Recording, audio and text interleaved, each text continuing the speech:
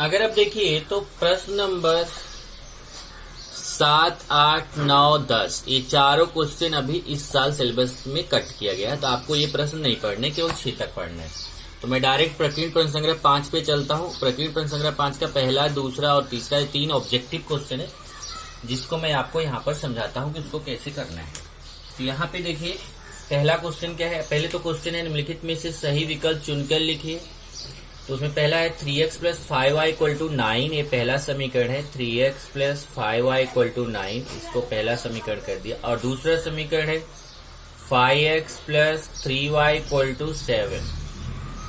अब एग्जाम में देखो डायरेक्ट आंसर लिखना रहता है, इसलिए मैं यहाँ पे इसको अलग से आपको समझा रहा हूँ, क्योंकि इस क्वेश्चन का आंसर यहाँ ABCD में कौन सा ऑप्शन है, डायरेक्ट ऑप्शन लिखना रहता है।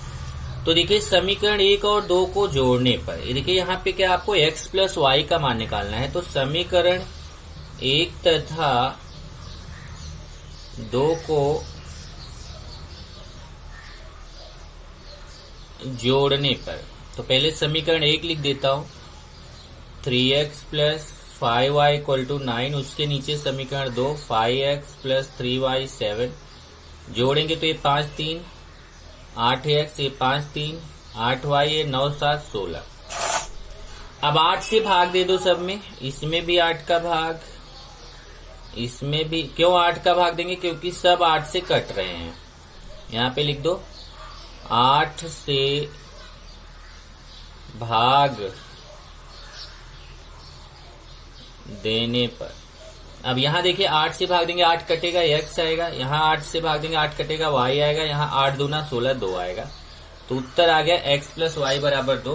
अब यहाँ से देखिए उसने बोला है x + y का मान बताइए, तो x + y का मान कितना आ रहा है? 2 आ रहा है। तो यहाँ से देखिए 2 16 9 7, तो उत्तर कौन सा सही है? 2, मतलब ए वाला उत्तर सही है। तो यहाँ पे उत्तर है, आपको एग्जाम में केवल ए लिखना रहेगा।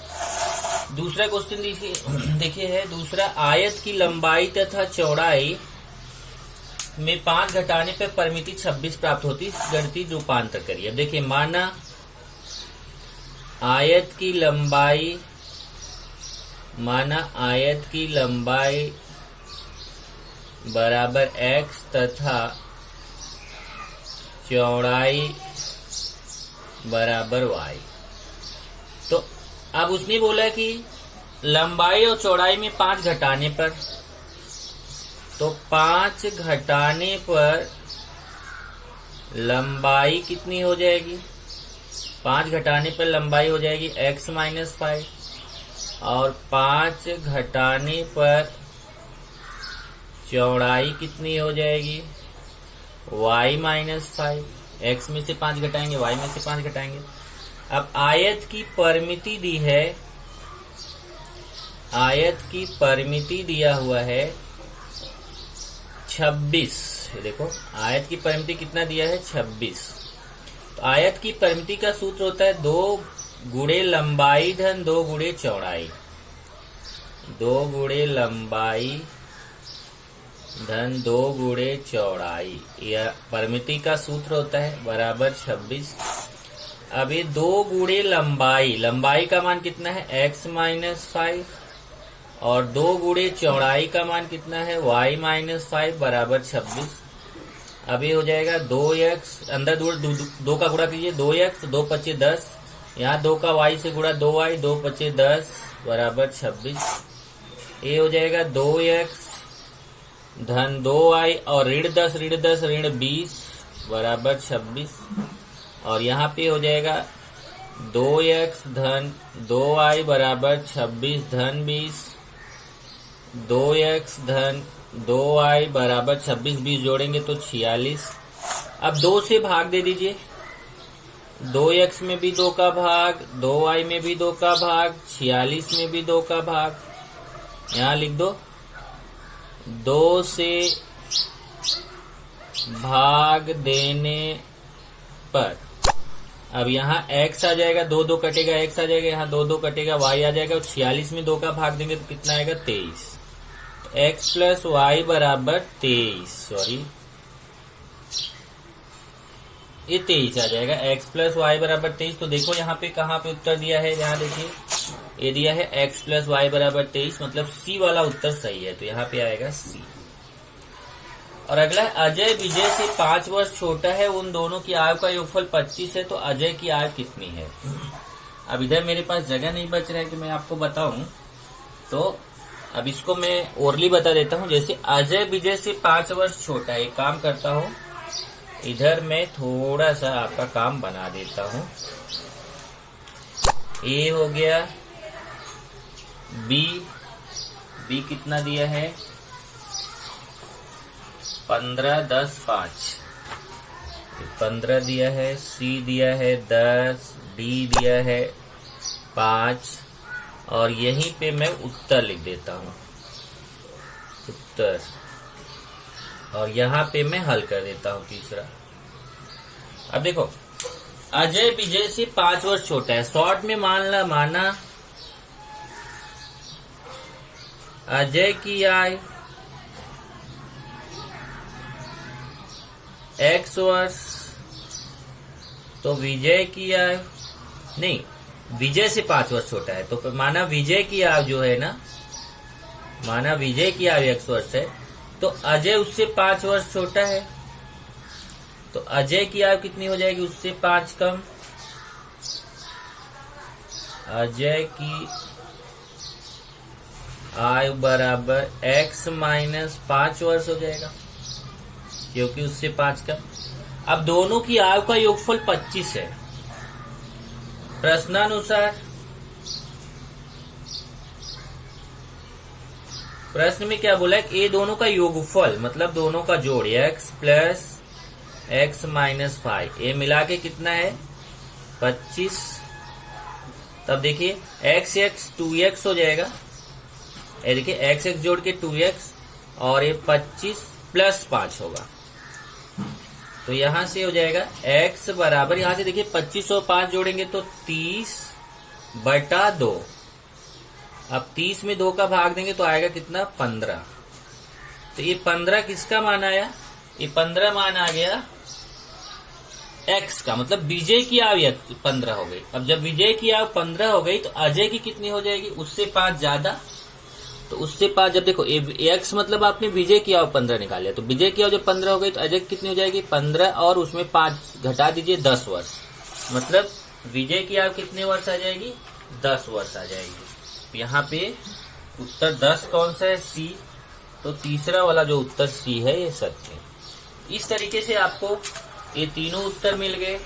पहला उत्तर कौन सा सत्य है, पहले का ए सत्य है, दूसरे का कौन सा सत्य है, दूसरे का सी सत्य है, और तीसरे का कौन सा सत्य है, तीसरे का सी सत्य है।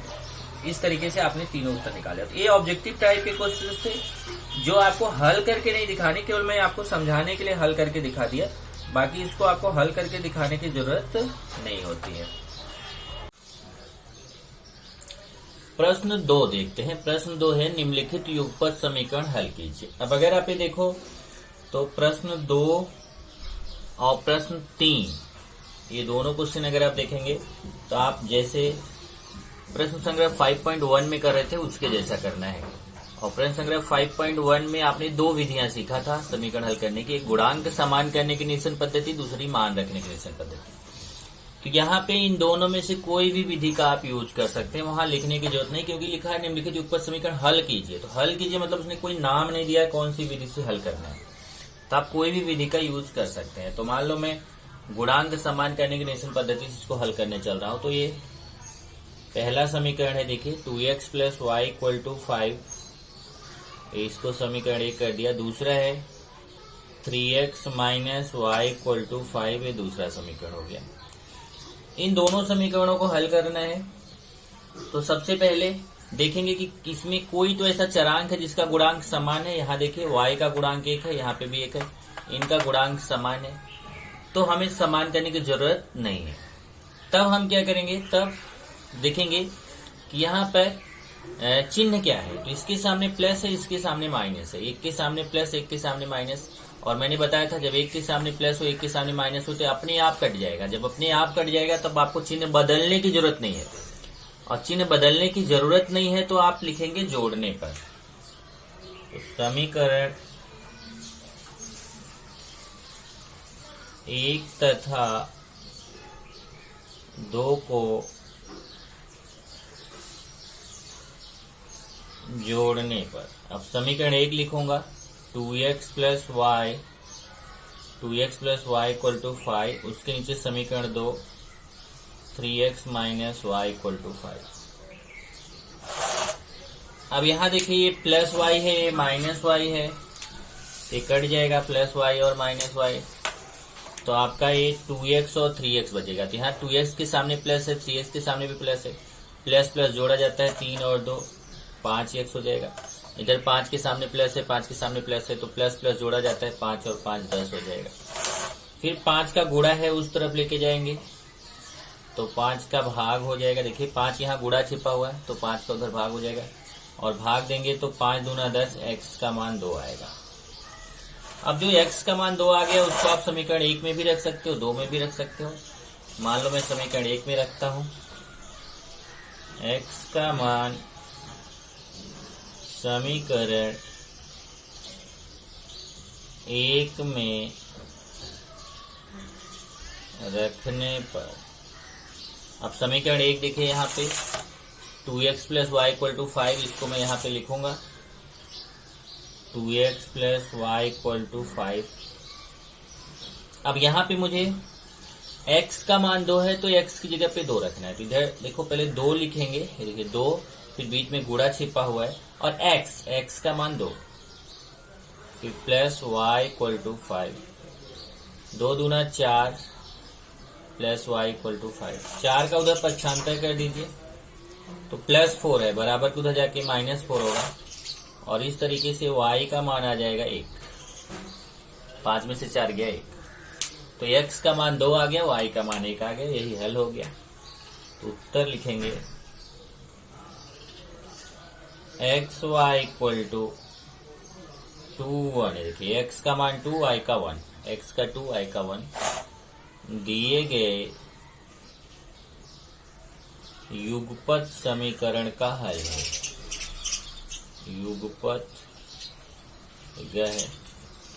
युगपत समीकरण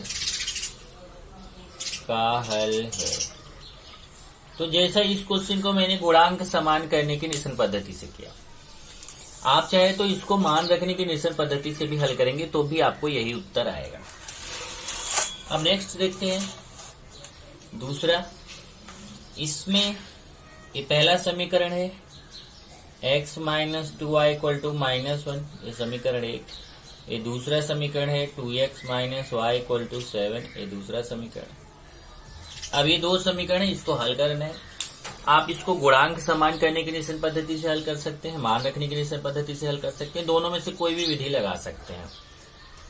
चलो जब मैं इसको गुणांक समान करने से बताया, चलो इसको मैं मान रखने से बताता हूँ। ओके, तो मान रखने की निश्चय पद्धति मैंने आपको क्या सिखाया था कि समीकरण 1 और 2 में देखिए कि ऐसा कोई एक चरांक होना चाहिए जिसका गुणांक 1 हो, उसको पहले लेना है।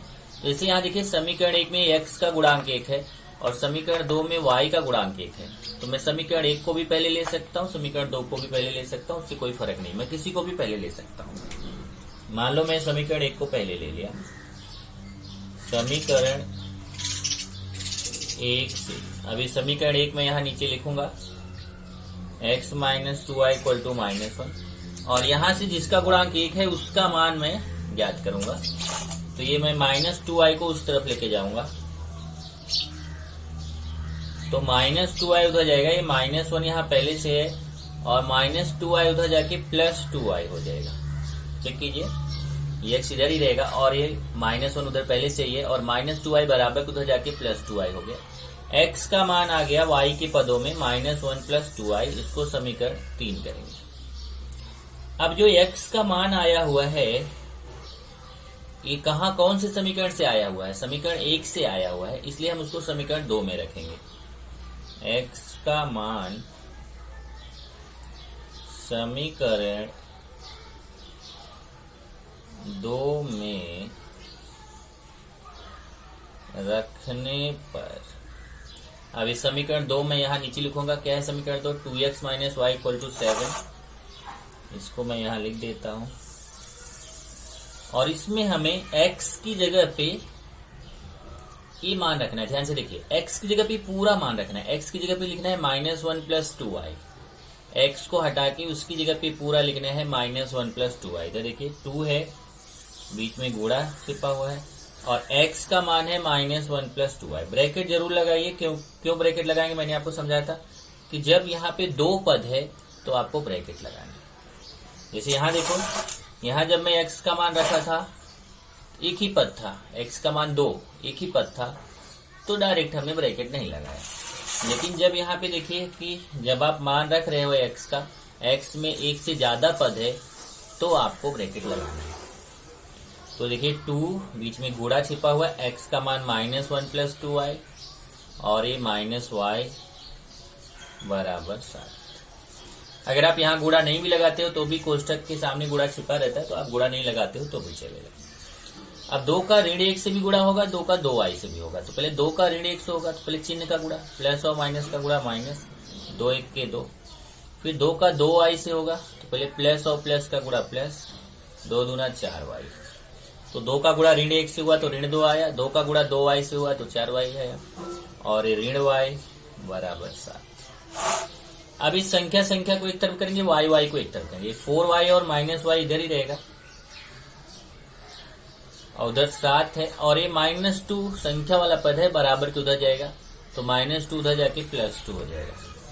4y में y घटाएंगे तो 3y आएगा। यहाँ एक छिपा रहता है ना, 4 में से 4y में 1y निकल गया तो 3y बचा, और 7 में 2 जोड़ेंगे तो 9, और 3 का गुणा है, बराबर के उधर जाएगा, 3 का भाग हो जाएगा। देखिए 3 का गुणा बराबर उधर जाके 3 का भाग, 3 3 9, y का मान आया 3। अब ये जो y का मान आया है उसको मैं समीकरण 1 में भी रख सकता हूँ, 1 में रखूं, चाहे 2 में रखूं, चाहे 3 में रखूं, मैं फ्री हूं। बेस्ट है कि हम 3 में रखें यहाँ पर, बाकी आप किसी में भी रख सकते हैं। y का मान समीकरण 3 में रखने पर, अब देखिए यहाँ समीकरण 3 है, इसको मैं लिखने चल रहा हूँ, x = -1 + 2y, x = -1 + 2y। अब x = -1 + 2 गुणे, यहाँ गुणा छिपा हुआ y का मान 3, चेक कर लीजिए, y का मान 3 है, y की जगह 3 रख दिया। ये -1, पहले ध्यान रखो, पहले गुणा किया जाता है फिर जोड़ा जाता है, तो -1 + 2 3 6। अभी माइनस प्लस घटता है बड़ी संख्या का चिन्ह, 6 में से 1 गया 5, बड़ी संख्या के सामने प्लस है तो प्लस हो लगाएंगे नहीं, ये x का मान आ गया, तो x का मान 5 आ गया, y का मान 3 आ गया, यही उत्तर हो गया। उत्तर में लिखेंगे xy बराबर, x का मान 5, y का 3, 3 है, दिए गए युगपत समीकरण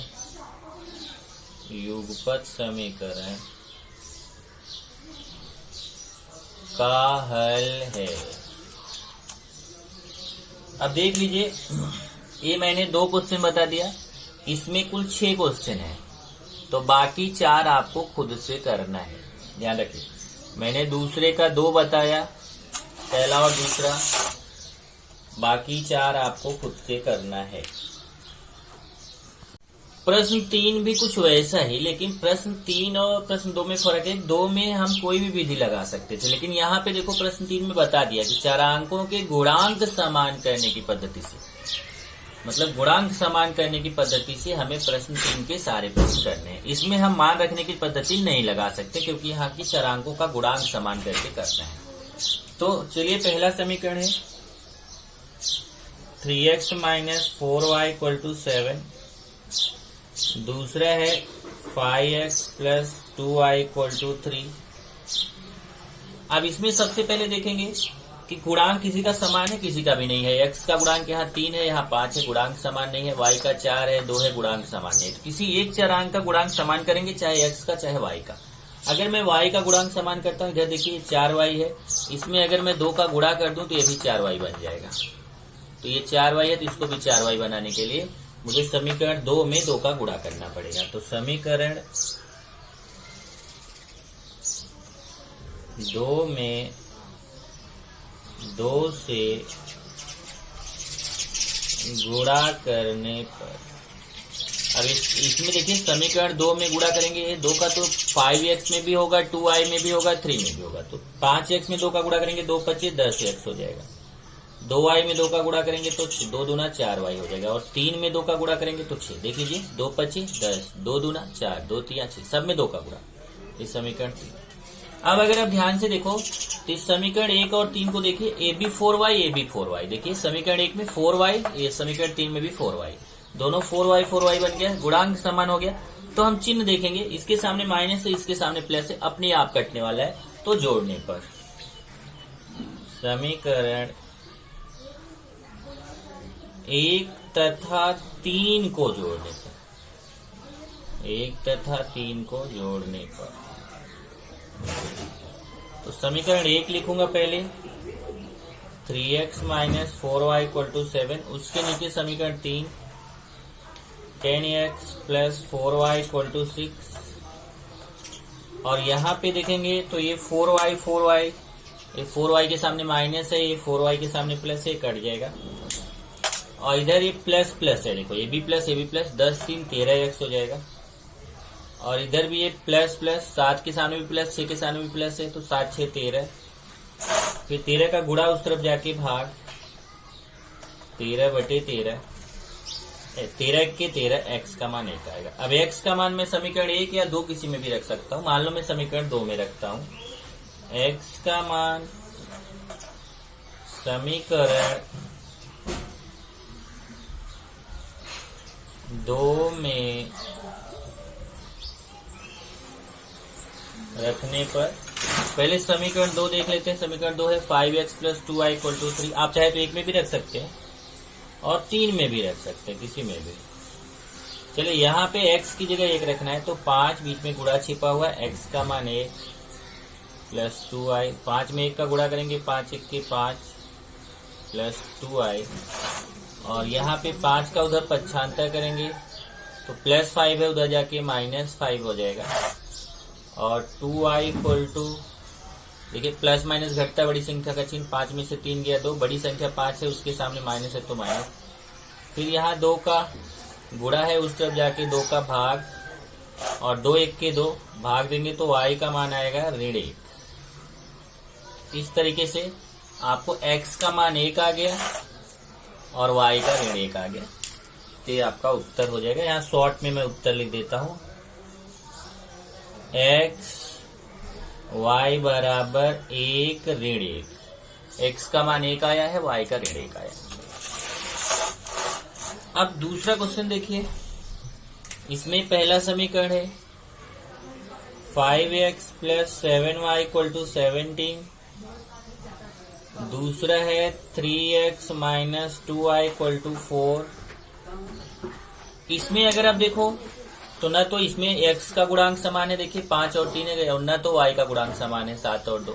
तो समान करना है, तो समान करने के लिए क्या करेंगे यहाँ पर कि जो 5 का यहाँ पे देखेंगे, अब अगर आप x का गुणांक समान करना चाहते हो तो इसको कर सकते हो, y को करना चाहते हो तो y को कर सकते हो।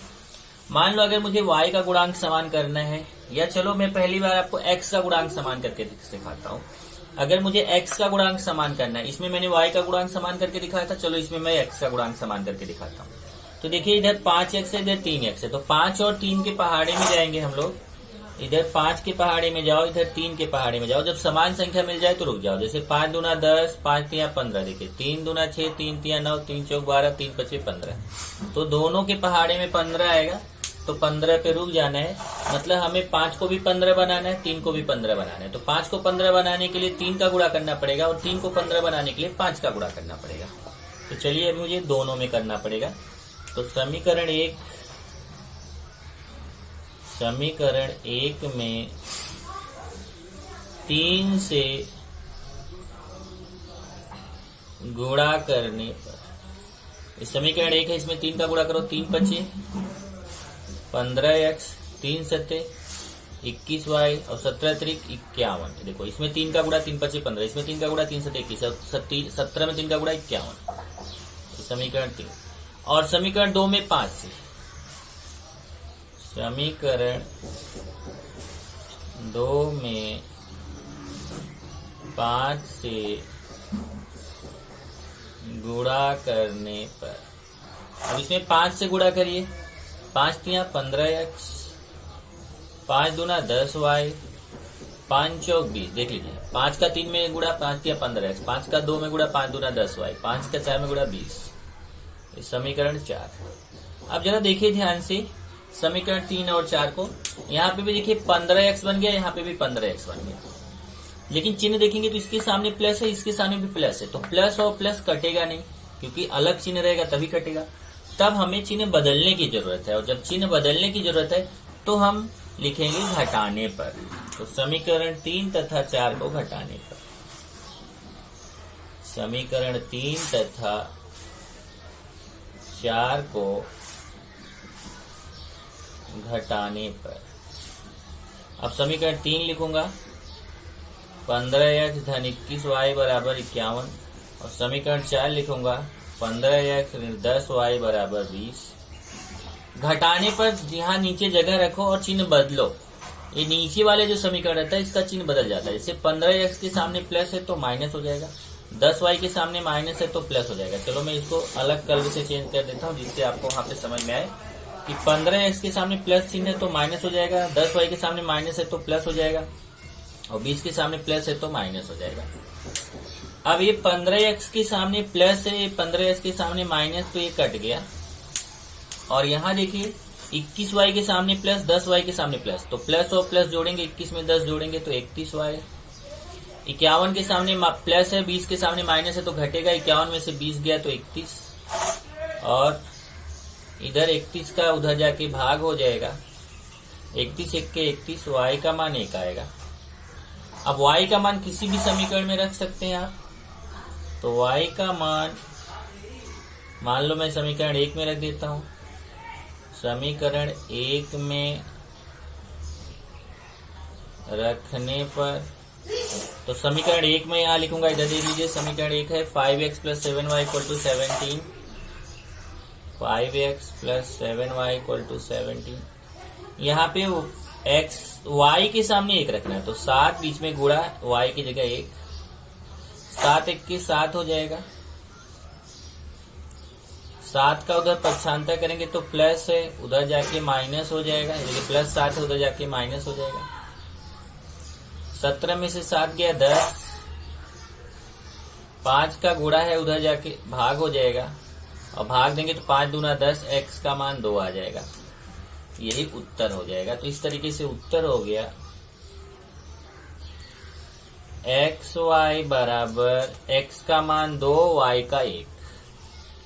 इसी तरीके से इसमें 2 क्वेश्चन और है, वो आपको होमवर्क है, उसको आपको खुद से करना है।